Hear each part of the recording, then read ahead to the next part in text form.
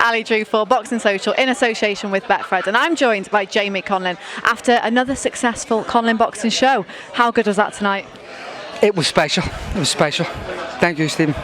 It was nerve-wracking. It was the first live boxing I've watched since none of them in March, and every fight I watched was just stomach churning because it was, your last recollection of boxing was horrific for me, but tonight was just special. Everyone was brilliant. The atmosphere was insane. I don't think we could have asked for a better way to go, and I think a lot of boxes were ticks in terms of Michael's performance and how he feels mentally and physically, and just what we needed. The reason why Miguel Marriaga was the perfect match is because he was going to test them to the very last, and that's what we needed. And he certainly did. It was a tough fight.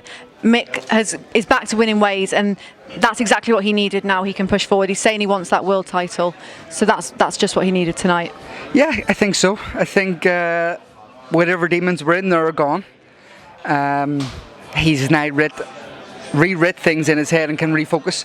And it was the reason, like, if we took a fighter that wasn't renowned as a puncher or wasn't regarded worldwide as a puncher, they would have lingered on, and the doubters would have kept continuing or whatever. But he was unbelievable. The shot that buzzed him and he slipped a bit in the last round, again, in hindsight, was a fantastic thing, because the worst thing could have happened again, and he proved it wrong, and he rectified it, and he done what he said he was going to do, learn from the mistakes in the previous fight, and outfought him and was the one pushing Miguel back at the last 10 seconds, 30 seconds. So unreal, special.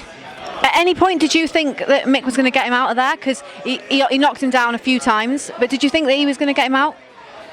No, I didn't. I thought, I knew that he was making it very hard work mentally for Miguel, and that was frustrating. And Miguel Marriaga is someone who comes at you 24/7, and he was unable to do that against Mick. Mick controlled the distance, controlled the range, was able to pick his shots at will, didn't engage, didn't get over greedy. And listen, people don't rate him as a puncher, but I think we're starting to see he is a puncher because he's found his rhythm, he's found his flow, and he's found the style that works for him. Now, the co-main event, we have to talk about Tyrone McKenna. He got the win, and it was a war just like he promised, which we didn't expect anything different. I think there was one or two rounds where it showed how easy he could have made the fight, and he still just kept getting drawn in, making it hard, but that's Tyrone. That's his wheelhouse. That's what he likes. His comfort zone. Everyone expected it. There wasn't as much blood as what I expected. Punches were going left, right, and centre, and both lads were training. There was a moment when he fatigued really a lot, and then there was a moment then he picked it back up. His reserves were brilliant. His fitness, credit to his fitness, credit to his team, and then again credit to Chris Jenkins, because he jumped at this chance of 5 weeks' notice and was fit as a fiddle. Came in bang on championship weight as well. Yeah, great fight. We expected it to be a great fight, and exactly what it turned out. And he said he wants Florian Marcoux next, which would be another great fight. He's just not in boring fights, is he? Florian Marcoux, Tyrone McKenna is the fight to make. Easy fight to make. Fan-friendly style. Florian Marcoux and Tyrone McKenna could sell out this arena. He's a cult figure, and you see how they respond to him. It's growing and growing and growing. Both him and Mick coming off losses, and this is what they come out to. I don't think you get that anywhere else in the world. How the Belfast and the Irish public in general get behind their own when they need them at most. Yeah, they don't get that anywhere else. A word on Paddy McCrory defending his title again. Fantastic from him, and he just showed class in the ring. He just, I couldn't speak highly of Paddy as a person, as a family man. His story and everything he's doing, and this road to success, and this whole wave that he is riding, is insane. And if people knew where Paddy was before he turned pro, when he turned pro, at the early stage of his pro career, they would understand what I'm trying to say. And like, this guy, he is the everyman.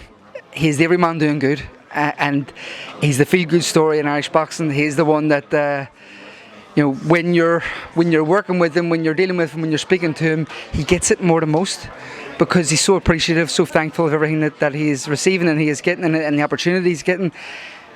But again, I think he's brilliant. I think he constantly jumps over obstacles that we like. Tonight I thought This is a risk, man. This is a risk. He's never fought someone who has been at Paraban's level, who's been where Paraban has been. Can he knock him out? Yeah, maybe. But can he get knocked out? Yeah. And he showed that. Does he have to remain a wee bit more disciplined? Is he limited in his ability? Probably. But that's discrediting Paddy McCrory, because he does things that they don't expect. You watch it on TV, you watch it at ringside, you watch it, and it doesn't look great. But when you're in there, it's effective, it's hard, and to stay in front of him for 10 rounds is very hard. Jermaine Brown was there.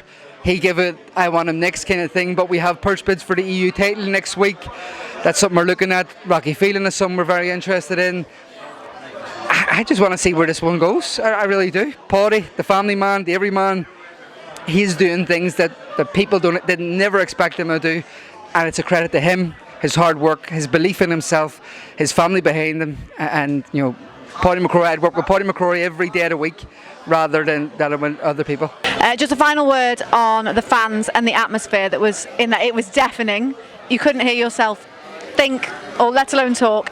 There's just no fight night like it than a Belfast fight night. No, there's not. I do believe, I've always believed they're the best fans in the world. They back their own. And Definitely one of the loudest. Definitely one of the loudest, rowdy, and it was just gradually getting up. I think the arena said about 7 o'clock there's 5,000 in. I went, 5,000 in, is it? Then so I looked up, there was 10,000. Obviously at 10 o'clock when you looked up and Michael was walking to the ring, I was like, being not competing, not fighting, I'm going to myself, how can anyone perform in this? Like, this just drained, that is thing. But he thrives off it. I think he's a better fighter with it. And I think that showed again tonight that they helped him when they needed them. And you cannot thank them. We're going through very hard times at the minute. Recession incoming, inflation is going on. The government, the world economically is in a shit pot. But these people paid hard-earned money, hard-earned cash, at very hard times to come out, and I can nothing but thank them. Can really get nothing but thank them. They've seen some fantastic fights, as we said, top to bottom. 3 prospects with top rank, I believe, could be the next generation of Irish boxing coming through. And Kieran Malloy was phenomenal. Harry got rid of Vasim. We seen Vasim against the English kid, Cyrus Patterson, who was on the GB team, and it was a real tough ding-dong. Kieran Malloy made that look like a cakewalk. So Kurt Walker against a big step up was very impressive. Paddy Donovan against a step up was very impressive. So fights all around. The great Irish title, or the Celtic title fight on the undercard. Listen, they got their money's worth tonight, but thankful that they came out. Well, yeah, it was a fantastic night. Well done for putting on such a great show tonight. Yeah, cheers. Thanks very much. Thanks for having. Thanks for coming. Thanks for working. Thanks for doing everything. Cheers, Ali. Thank you.